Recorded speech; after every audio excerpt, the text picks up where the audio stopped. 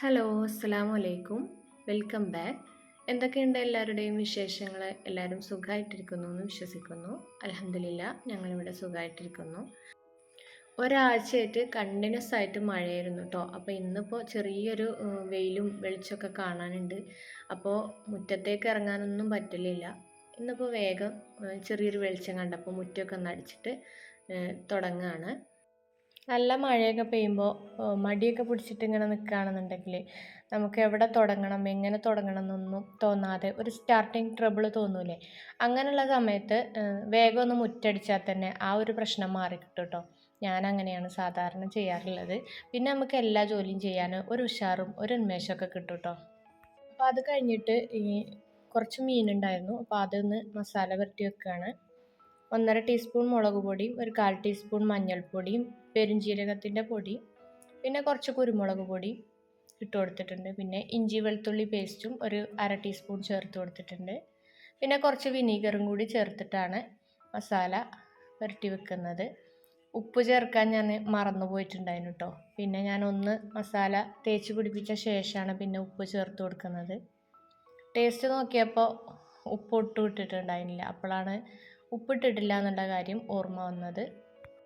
പിന്നെ ഞാൻ ആവശ്യത്തിനുള്ള ഉപ്പും കൂടി ചേർത്തിട്ട് നല്ലോണം ഒന്ന് എല്ലാ ഭാഗത്തേക്കും സ്പ്രെഡാക്കിയിട്ട് പുരട്ടി വെച്ചു കേട്ടോ. ഇനി കറിയൊക്കെ ഉണ്ടാക്കി കഴിയുമ്പോഴേക്ക് ഇതിൽ മസാലയൊക്കെ നല്ലോണം പിടിച്ചിട്ടുണ്ടാവും. അപ്പോഴാണ് മീൻ ഫ്രൈ ചെയ്തെടുക്കുമ്പോൾ നല്ല ടേസ്റ്റ് ഉണ്ടാവുക. ഒഴിച്ചുകറിയായിട്ട് ഉണ്ടാക്കുന്നത് കോവക്കയാണ് കേട്ടോ. കോവക്ക വെച്ചിട്ടുള്ള കറിയാണ് ഉണ്ടാക്കുന്നത്. നല്ല സിമ്പിളായിട്ട് ഉണ്ടാക്കിയെടുക്കാനും പറ്റും. അതേപോലെ നല്ല ടേസ്റ്റി ആയിട്ടുള്ള കറിയാണ്. ചോറിൻ്റെ കൂടെ ആണെങ്കിലും ചപ്പാത്തിൻ്റെ കൂടെ ആണെങ്കിലൊക്കെ നല്ലതാണ് കേട്ടോ ഇങ്ങനെ വെക്കുന്ന കറി. തേങ്ങ അരച്ചിട്ട് വെക്കുന്ന കറിയാണ്. ഇതിൽ പ്രത്യേകിച്ച് വഴറ്റലും കാര്യങ്ങളൊന്നും ഇല്ലാത്തതുകൊണ്ട് തന്നെ പെട്ടെന്ന് ഉണ്ടാക്കിയെടുക്കാൻ പറ്റും. രാവിലെയൊക്കെ നമുക്ക് തിരക്കുള്ള സമയത്ത് പെട്ടെന്ന് ഇതേപോലെ കോവക്ക ഉണ്ടെങ്കിൽ കറിയൊക്കെ ഉണ്ടാക്കി വെക്കാനാണ് എളുപ്പമാണ് കേട്ടോ. കോവക്ക നല്ലോണം കഴുകി ഇതേപോലെ നീളത്തിലാണ് അരിഞ്ഞെടുക്കുന്നത്. ഇപ്പം മുഴുവനും അരിഞ്ഞെടുത്ത് കഴിഞ്ഞിട്ടുണ്ട്. ഇനി ഇതൊരു മൺചട്ടിയിലേക്ക് ചേർത്ത് കൊടുക്കുകയാണ്. അതിൻ്റെ കൂടെ തന്നെ ഒരു ചെറിയ സവോളയും 2 പച്ചമുളകും പിന്നെ ഒരു ചെറിയ കഷ്ണം ഇഞ്ചി നീളത്തിൽ അരിഞ്ഞതും കൂടി ചേർത്ത് കൊടുക്കുകയാണ്. ഇനി ഇതിലേക്ക് കുറച്ച് കറിവേപ്പിലയും കൂടി ചേർത്ത് കൊടുക്കുന്നുണ്ട്. ഇനി പൊടികൾ ചേർത്ത് കൊടുക്കാം. ആവശ്യത്തിനുള്ള ഉപ്പ് ചേർത്ത് കൊടുക്കുന്നുണ്ട്. പിന്നെ ഒരു 1/4 ടീസ്പൂൺ മഞ്ഞൾപ്പൊടി ചേർത്ത് കൊടുക്കുന്നുണ്ട്. അത് തന്നെ മതി കേട്ടോ. പിന്നെ വീട്ടിൽ പൊടിച്ചിട്ടുള്ള മഞ്ഞളായതുകൊണ്ട് 1/4 ടീസ്പൂൺ തന്നെ മതി. പിന്നെ ഒരു 1.5 ടീസ്പൂൺ മുളക് പൊടി ചേർത്ത് കൊടുക്കുന്നുണ്ട്. എരിവ് കുറഞ്ഞ മുളക് പൊടിയാണെങ്കിൽ 1.5 ടീസ്പൂൺ ചേർത്ത് കൊടുക്കുക. അല്ലെങ്കിൽ അതിനനുസരിച്ചിട്ട് ചേർത്ത് കൊടുത്താൽ മതി. പിന്നെ ഒരു 2 ടീസ്പൂൺ വെളിച്ചെണ്ണയും കൂടി ചേർത്തിട്ട് കൈ വെച്ചിട്ട് നല്ലോണം തിരുമ്മിയെടുക്കണം കേട്ടോ. കൈ കൊണ്ട് ഇങ്ങനെ നല്ലോണം തിരുമ്മിയെടുക്കുമ്പോൾ നല്ലൊരു മണമാണ് കേട്ടോ വെളിച്ചെണ്ണയിൽ ഇങ്ങനെ കൈ വെച്ചിട്ട് നിരട്ടിയെടുക്കുമ്പോൾ. പിന്നെ 2 തക്കാളിയും അരിഞ്ഞതും കൂടി ചേർത്ത് കൊടുത്തിട്ട് ഒന്നുകൂടി ഒന്ന് തിരുമ്മിയെടുത്ത ശേഷം ഒരു 5 മിനിറ്റ് അത് അവിടെ നിന്ന് മാറ്റി വെക്കാം. ഇനിയിപ്പോൾ ഇതിലേക്കുള്ള അരപ്പ് റെഡിയാക്കി എടുക്കാം. ഒരു അരമുറി തേങ്ങയാണ് എടുക്കുന്നത്. കൈപ്പിടിയിലാണെങ്കിൽ ഒരു 3 പിടി തേങ്ങ ചേർത്ത് കൊടുക്കാം. പിന്നെ ഇതിലേക്ക് വേറെ ഉള്ളിയോ കാര്യങ്ങളോ ഒന്നും ചേർത്ത് കൊടുക്കുന്നില്ല. ആവശ്യത്തിനുള്ള വെള്ളം ചേർത്തിട്ട് നന്നായിട്ട് അരച്ചെടുക്കാം. അതിനുശേഷം ചട്ടി ഞാൻ അടുപ്പിൽ വെച്ചിട്ടുണ്ട്. അതിലേക്ക് ഒരു 1/4 കപ്പ് വെള്ളം മാത്രം ചേർത്ത് കൊടുത്തിട്ട് ഒന്ന് അടുപ്പിലേക്ക് വെച്ച് വേവിച്ചിട്ടെടുക്കാം. കോവക്ക ആയതുകൊണ്ട് ഒരുപാട് സമയത്തെ വേവൊന്നുമില്ല കേട്ടോ. പെട്ടെന്ന് വെന്ത് കിട്ടും. അതുകൊണ്ട് നന്നായിട്ടൊന്ന് തിളച്ചാൽ മാത്രം മതി. അപ്പോൾ അതൊന്ന് തിളച്ച് വരുമ്പോഴേക്ക് ഞാൻ കുറച്ച് പപ്പടം ഒന്ന് വറുത്തെടുക്കുകയാണ്. അതിനുശേഷം ഈ ഒരു ചട്ടിയിൽ തന്നെ നമുക്ക് മീനും കൂടി വറുത്തെടുക്കാം. ഈ ചട്ടിയിൽ മീൻ വറുക്കുമ്പോൾ എപ്പോഴും അടിയിൽ പിടിക്കും കേട്ടോ. ഇരുമ്പിൻ്റെ ചട്ടി ആയതുകൊണ്ട്. അപ്പോൾ ആദ്യം കുറച്ച് കറിവേപ്പിലയൊന്ന് വെച്ച് കൊടുക്കുകയാണ്. അതിനുശേഷം നമുക്ക് മീൻ ഫ്രൈ ചെയ്തെടുക്കാം.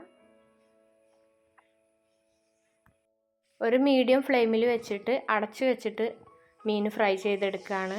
അങ്ങനെ ആവുമ്പോൾ ആ സൈഡിൽ കൂടിയും അതേപോലെ ഗ്യാസ് സ്റ്റോപ്പിലുമൊക്കെ എണ്ണ തെറിക്കണത് ഒഴിവായി കിട്ടും. ഇപ്പോൾ നമ്മുടെ കോവയ്ക്കൊക്കെ നല്ലപോലെ വെന്തിട്ടുണ്ട്. ഇനി ഇതിലേക്ക് നമുക്ക് അരപ്പൊഴിച്ച് ആവശ്യത്തിനുള്ള വെള്ളവും ചേർത്തിട്ട് നല്ലോണം ഒന്ന് തിളപ്പിച്ചിട്ടെടുക്കാം. കറിയൊക്കെ നന്നായിട്ട് തിളച്ചിട്ടുണ്ട്. കുറച്ച് ഉപ്പും കൂടി ആവശ്യമുണ്ട്. അപ്പോൾ ഉപ്പൊക്കെ ഒന്ന് ചേർത്തിട്ട് ഒന്ന് ടേസ്റ്റ് നോക്കിയിട്ട് പുളി കുറവാണെന്ന് തോന്നുകയാണെങ്കിൽ 1 ടീസ്പൂണോ 1.5 ടീസ്പൂണോ ഒക്കെ നമുക്ക് വിനീഗർ ചേർത്ത് കൊടുക്കാം കേട്ടോ. കറി പിരിഞ്ഞു പോവുമോ അങ്ങനെയുള്ള പ്രശ്നങ്ങളൊന്നും ഉണ്ടാവില്ല. നല്ല ടേസ്റ്റ് ആയിരിക്കും. അപ്പോൾ ഇങ്ങനെ ഒന്ന് ചെയ്ത് നോക്കണേ. ഇനി കറി നമുക്കൊന്ന് താളിച്ച് വെച്ചാൽ മാത്രം മതി. അപ്പോൾ അതിനു മുമ്പ് മീനൊക്കെ ഒന്ന് തിരിച്ചിട്ട് കൊടുക്കുകയാണ്. ചട്ടിയിൽ കുറച്ച് വെളിച്ചെണ്ണ ചൂടാക്കിയിട്ട് കുഞ്ഞുള്ളിയാണ് ചേർത്ത് കൊടുക്കുന്നത്. ചെറിയ ഉള്ളിയും അതുപോലെ കറിവേപ്പിലയും മാത്രമാണ് താളിച്ച് ഒഴിച്ച് കൊടുക്കുന്നത്. അപ്പോൾ കറിയും കൂടി വറവിട്ട് കഴിഞ്ഞപ്പോൾ കറി ഉണ്ടാക്കുന്ന പരിപാടിയും കൂടി കഴിഞ്ഞു. അപ്പോൾ മീനും ഫ്രൈ ചെയ്ത് കഴിഞ്ഞാൽ പിന്നെ ലഞ്ചിൻ്റെ കാര്യങ്ങളൊക്കെ ഓക്കെ ആയിട്ടുണ്ട്. ഇപ്പോൾ ഇതാ ആദ്യത്തെ ബാച്ച് നമ്മുടെ ഫിഷൊക്കെ ഫ്രൈ ആയി വന്നിട്ടുണ്ട് കേട്ടോ. ഇപ്പോൾ ബാക്കിയുള്ളതും കൂടി ഫ്രൈ ചെയ്ത് കഴിഞ്ഞാൽ ലഞ്ചിൻ്റെ കാര്യങ്ങളൊക്കെ ഓക്കെ ആയി. കുട്ടികളൊക്കെ വീട്ടിലുള്ള ദിവസമായതുകൊണ്ട് ഒരു സ്നാക്സും കൂടി ഉണ്ടാക്കി വെക്കാമെന്ന് വിചാരിച്ചു. മഴക്കാലം കൂടി ആകുമ്പോൾ ഇടയ്ക്ക് അവരെന്തെങ്കിലുമൊക്കെ ചോദിച്ചുകൊണ്ടിരിക്കും. അപ്പോൾ രാവിലെ മുട്ടായിരുന്നു ബ്രേക്ക്ഫാസ്റ്റിന് ഉണ്ടാക്കിയത്. അപ്പോൾ അതിൽ കുറച്ച് നനച്ച പൊടി ബാക്കിയായിട്ടുണ്ടായിരുന്നു. അപ്പോൾ അതും 1 കപ്പ് തേങ്ങയും കൂടി 1 ടേബിൾ സ്പൂൺ നെയ്യിൽ ഒന്ന് റോസ്റ്റ് ചെയ്തെടുക്കുകയാണ്. ഒരു 2-3 മിനിറ്റ് നന്നായിട്ടൊന്ന് റോസ്റ്റ് ചെയ്ത ശേഷം ഇത് നമുക്ക് ഒരു പാത്രത്തിലേക്ക് മാറ്റി കൊടുക്കാം. ഇതൊന്ന് മാറ്റി വെച്ചിട്ട് ഈ ഒരു പാൻ തന്നെ കഴുകിയിട്ട് ഈ പാനിൽ തന്നെയാണ് ബാക്കി കാര്യങ്ങളും കൂടി ചെയ്തെടുക്കുന്നത്. ഇനി ഈ പാനിലേക്ക് 1 കപ്പ് പഞ്ചസാര ചേർത്ത് കൊടുക്കുന്നുണ്ട്. പിന്നെ ഒരു 1/4 കപ്പ് വെള്ളം കൂടി ചേർത്ത് കൊടുക്കുകയാണ്. ഫ്ലേവറിന് വേണ്ടിയിട്ട് ഈ പിസ്ത എസൻസ് ആണ് ഞാൻ ചേർത്ത് കൊടുക്കുന്നത്. കുറച്ച് കളറും കൂടി കിട്ടാൻ വേണ്ടിയിട്ടാണ് പിസ്ത എടുത്തിട്ടുള്ളത്. പകരം ഏലക്ക പൊടിച്ചത് മാത്രം ചേർത്ത് കൊടുത്താലും മതി. ഇനി പഞ്ചസാരയൊക്കെ ഒന്ന് മെൽറ്റായി കഴിഞ്ഞ ശേഷം നമ്മൾ വറുത്ത് വെച്ചിട്ടുള്ള പുട്ടുപൊടിയും അതിലേക്ക് ചെറിയൊരു പാക്കറ്റ് പാൽപ്പൊടിയും കൂടി ചേർത്ത് കൊടുക്കുന്നുണ്ട്. പാൽപ്പൊടിയും കൂടി ചേർത്ത് കൊടുക്കുമ്പോഴാണ് നല്ലൊരു ടേസ്റ്റ് ഉണ്ടാവുക കേട്ടോ. അപ്പോൾ അതെന്തായാലും സ്കിപ്പ് ചെയ്യാൻ പറ്റില്ല. ഇനി നല്ലോണം ഒന്ന് മിക്സ് ചെയ്തിട്ട് ഇതിലെ വെള്ളമൊക്കെ ഒന്ന് ഡ്രൈ ആയിട്ട് വരണം. പെട്ടെന്ന് തന്നെ ഡ്രൈ ആയിട്ട് കിട്ടും അരിപ്പൊടി ആയതുകൊണ്ട്. പിന്നെ കളറ് നല്ല കുറവാണെന്ന് തോന്നിയപ്പോൾ ഒരല്പം കൂടി ഞാൻ ആ ഒരു എസൻസ് ചേർത്ത് കൊടുത്തിട്ടുണ്ടായിരുന്നു. ഇപ്പോൾ ഇതിലെ വെള്ളമൊക്കെ നല്ലോണം ഡ്രൈ ആയി വന്നിട്ടുണ്ട്. അപ്പോൾ ഞാൻ കുറച്ച് കാഷ്യൂ നട്ട് ചെറുതായിട്ടൊന്ന് മുറിച്ചിട്ട് അതും കൂടി ഒന്ന് ഇട്ടിട്ട് നല്ലോണം ഒന്ന് മിക്സ് ചെയ്തിട്ട് എടുക്കുകയാണ്. ആ കാഷ്യൂ നട്ടൊക്കെ എല്ലാ ഭാഗത്തേക്കും ഒന്ന് വരുന്ന രീതിയിൽ നല്ലോണം ഒന്ന് മിക്സ് ചെയ്ത് കഴിഞ്ഞാൽ തണുക്കാനായിട്ട് മാറ്റി വെക്കാം. ചെറുതായിട്ടൊന്ന് ചൂട് മാറി കഴിയുമ്പോൾ നമുക്കിതുപോലെ ബോൾസ് ആക്കിയിട്ട് ഉരുട്ടിയെടുക്കാം.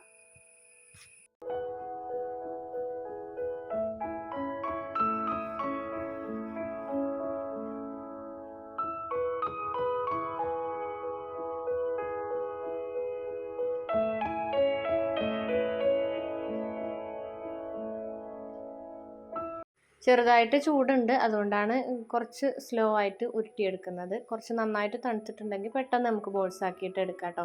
ഇപ്പോൾ കണ്ടാൽ നല്ല ഭംഗിയുണ്ട് കാണാൻ കേട്ടോ ഈ ഒരു കളറിൽ. ഇനി ഈ ഒരു കളറ് വേണ്ടാന്നുണ്ടെങ്കിൽ നമുക്ക് ഇഷ്ടപ്പെട്ട എസൻസ് ചേർത്ത് കൊടുക്കാം. സ്ട്രോബെറിയോ ഇനിയിപ്പോൾ അതൊന്നും ഇല്ലെങ്കിൽ കുറച്ച് മഞ്ഞൾപ്പൊടിയും അതുപോലെ കുറച്ച് ഏലക്ക പൊടിച്ചതും കൂടി ചേർത്ത് കൊടുത്താലും മതി കേട്ടോ. കുട്ടികൾക്ക് നമുക്ക് എളുപ്പത്തിൽ ഉണ്ടാക്കി കൊടുക്കാൻ പറ്റിയിട്ടുള്ള നല്ലൊരു സ്നാക്സാണ് കേട്ടോ. ഇതിലിപ്പോൾ പാൽപ്പൊടി മാത്രമേ ചിലപ്പോഴൊക്കെ വീട്ടിൽ ഇല്ലാതിരിക്കുകയുള്ളൂ. ബാക്കിയുള്ള ചേരുവകളൊക്കെ നമ്മുടെ വീട്ടിൽ എപ്പോഴും ഉണ്ടാവുന്ന സാധനങ്ങൾ തന്നെ ഉള്ളൂ. അപ്പോൾ ഇന്നത്തെ നമ്മുടെ വീഡിയോ ഇത്രയേ ഉള്ളൂ. അപ്പോൾ വീഡിയോ ഇഷ്ടമായിട്ടുണ്ടെങ്കിൽ മറക്കാതെ ആ ലൈക്ക് ബട്ടൺ ഒന്ന് പ്രസ് ചെയ്യണേ. വീഡിയോ ആദ്യമായിട്ട് കാണുന്ന കൂട്ടുകാരുണ്ടെങ്കിൽ ഒന്ന് സബ്സ്ക്രൈബ് ചെയ്തിട്ട് സപ്പോർട്ട് ചെയ്യാനും മറക്കരുത്. പുതിയൊരു വീഡിയോയുമായി ഇൻഷാ അല്ലാഹ് വീണ്ടും കാണാം. അസ്സലാമു അലൈക്കും. വീഡിയോ കണ്ടിട്ട് നിങ്ങൾക്ക് ഇഷ്ടമാവുകയാണെന്നുണ്ടെങ്കിൽ ഒരു സ്മൈലെങ്കിലും കമൻ്റായിട്ടിടണേ. ആരൊക്കെയാണ് വീഡിയോ കാണുന്നതെന്നുള്ളത് അറിയാൻ വേണ്ടിയിട്ടാണ്.